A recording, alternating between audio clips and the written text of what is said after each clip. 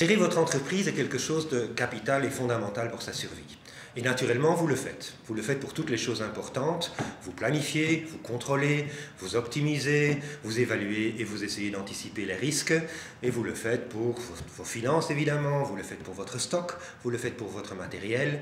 Mais est-ce que vous le faites pour vos logiciels informatiques ? Et pourtant, c'est quelque chose de fondamental. C'est un outil critique pour la plupart des entreprises. Et c'est aussi quelque chose dans lequel vous investissez beaucoup d'argent. Avez-vous une idée de ce que votre entreprise a investi en logiciel ces quelques dernières années? Avez-vous une idée de où se trouve toute la documentation sur les licences que vous avez achetées?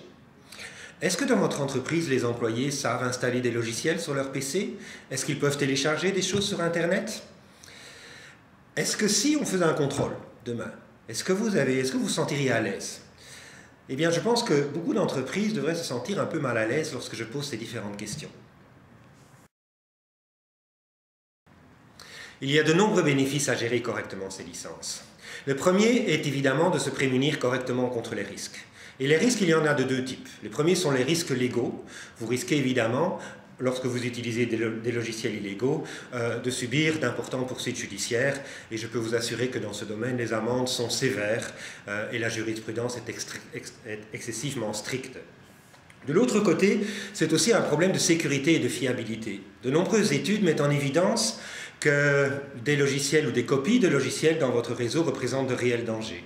Des dangers en termes de sécurité et des dangers en termes de fiabilité. On parle de vol d'identité, on parle de perte de données, mais on parle aussi de panne d'ordinateur ou de réseaux saturés, etc. Et donc, dans ce domaine, encore plus que dans d'autres, vaut mieux prévenir que guérir.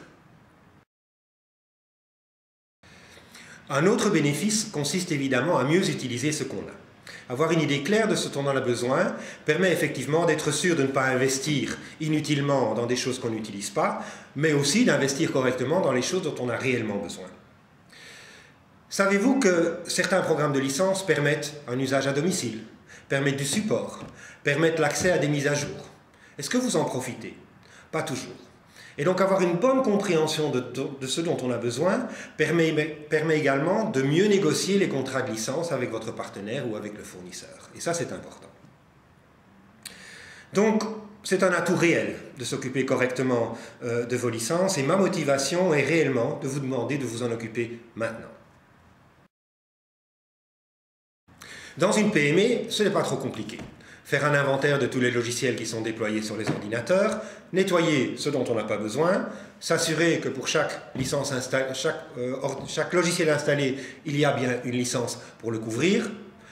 La première fois, ça peut prendre un petit peu de temps, mais après, 1 ou 2 fois par an, ne vous prendra pas beaucoup de temps.